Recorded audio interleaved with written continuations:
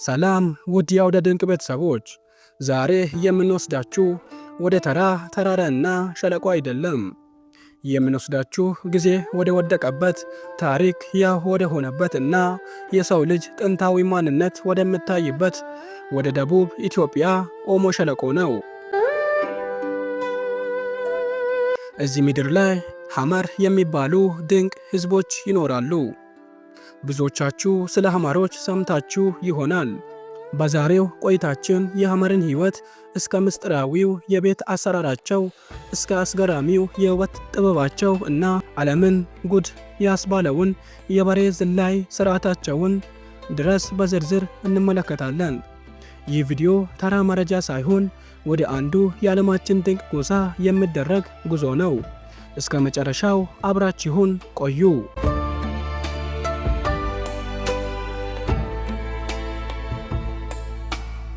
የታሪክ አሻራና መልክዓ ምድራዊ አሰፋፈር።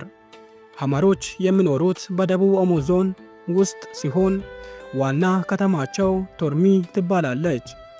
ይህ አካባቢ እጅግ ሞቃታማና አቧራማ ቢሆንም ሐመሮች ግን ለዘመናት ከተፈጥሮ ጋር ተስማምተው መኖሩን ተምሮበታል።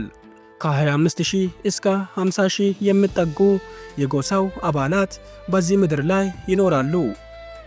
የሐመር ህዝቦች ቋንቋቸው ሐመር አፎ ይባላል። ይህ ቋንቋ የኦሞቲክ ቋንቋ ቤተሰብ ሲሆን ከጎረቤቶቻቸው ከበና እና ከጸማይ ጎሳዎች ጋር ተመሳሳይነት አለው። ሐመሮች በዋናነት ከብት አርቢዎች ናቸው። ለእነርሱ ከብት ማለት ሀብት ብቻ አይደለም። ከብት ማለት ክብራቸው፣ የትዳር መሰረታቸው እና የማንነታቸው መግለጫ ነው። በዚህ ክፍል ውስጥ ሐመሮች እንዴት መንደራቸውን እንደሚመሰርቱ እንመለከታለን። መንደሮቻቸው ዶንሳ ይባላሉ። ቤቶቻቸውም የተሰሩት ከዱር እንጨትና ከሳር ሲሆን ከውጭ ሲታይ ቀላል ቢመስሉም በውስጣቸው ግን ለቤተሰቡ ምቹ የሆነ አደረጃጀት አላቸው። የሐመር ሴቶች ውበትና የባህል ጌጣጌጦች። አሁን ወደ አስገራሚው የውበት ጥበብ እንለፍ። የሐመር ሴቶች በአፍሪካ ውስጥ ካሉ ጎሳዎች ሁሉ ልዩ የሚያደርጋቸው የፀጉር አሰራራቸው ነው።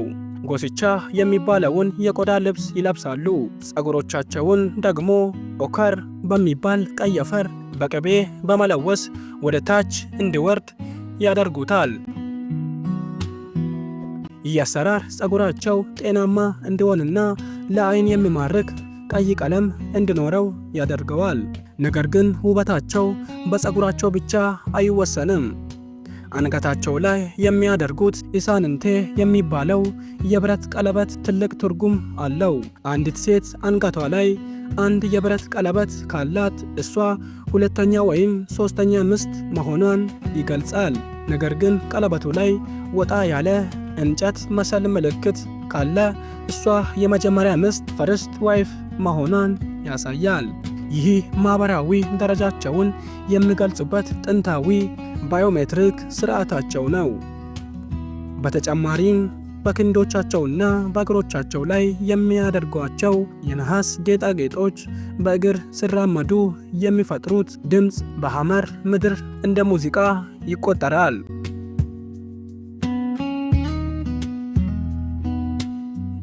የበሬ ዝላይ ከልጅነት ወደ ወንድነት። በሐመር ባህል ውስጥ አንድ ወንድ አዋቂ ተብሎ የሚታሰበውና ትዳር እንዲመሰርት የሚፈቀድለት የበሬ ዝላይ ስርዓትን ሲያጠናቅቅ ብቻ ነው። ይህ ስርዓት እኩሊ ቡላ ይባላል። ስርዓቱ ከመጀመሩ በፊት የጎሳው ሴቶች በታላቅ ድምፅ ይዘፍናሉ፣ ይጨፍራሉ። በሚገርም ሁኔታ ሴቶቹ በሞዛ ዝላዩን በጨረሱ ሰዓት ወንዶቹ እንዲገርፉ ራሳቸውን ያቀርባሉ። ይህ መገረፍ ለእነርሱ የፍቅርና የጀግንነት መግለጫ ነው። ጀርባቸው ላይ የሚቀረው ጠባሳ ወንድማቸው ወይም ዘመዳቸው ችግር ሲገጥመው እኔ ለአንተ መስዋዕት ሆኛለሁና እርዳኝ የሚሉበት የቃል ኪዳን ምልክት ነው። ወጣቱ ዝላዩን ከመጀመሩ በፊት ራሱን ይላጫል፣ ሰውነቱን በአሸዋ ይታሻል። ከዚያም በሰልፍ የቆሙ 10 እና ከዚያ በላይ የበሬዎች ጀርባ ላይ ተረማምዶ 4 ጊዜ መመላለስ አለበት። ካልወደቀና ከተጠነቀቀ መዓዛ የሚል የክብር ስም ይሰጠዋል። ከወደቀ ግን እንደ ውርደት ይቆጠራል። በሚቀጥለው ዓመት ደግሞ በድጋሚ መሞከር አለበት። ይህ ስርዓት ሐመሮች ለጀግንነትና ለጽናት የሚሰጡትን ትልቅ ቦታ ያሳያል።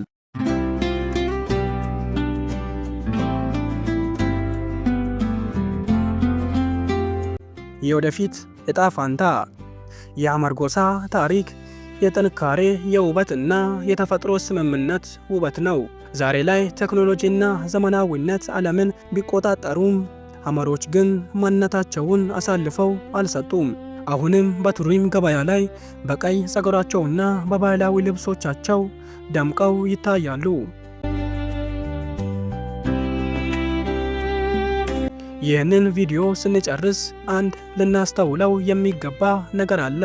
ባህል ማለት ያለፈ ታሪክ ብቻ ሳይሆን ለወደፊት የምንይዘው መመሪያም ጭምር ነው። ሐመሮች ለእኛ ትልቅ ትምህርት ይሰጡናል። አውደ ድንቅ ዛሬ ስለ ሐመሮች ያቀረበላችሁ ዘጋቢ ፊልም እዚህ ላይ ያበቃል። ቪዲዮውን ከወደዳችሁት ላይክ አድርጉት፣ ለጓደኞቻችሁም ሼር አድርጉት። በቀጣይ በየትኛው የዓለማችን ክፍል እንድንጓዝ ትፈልጋላችሁ? ስለ አስገራሚ ደሴቶች ወይስ ስለ ሌላ ምስጢራዊ ጎሳ? ኮሜንት ላይ ጻፉልኝ። አብራችሁን ስለቆያችሁ እናመሰግናለን። ቸር ያቆየን።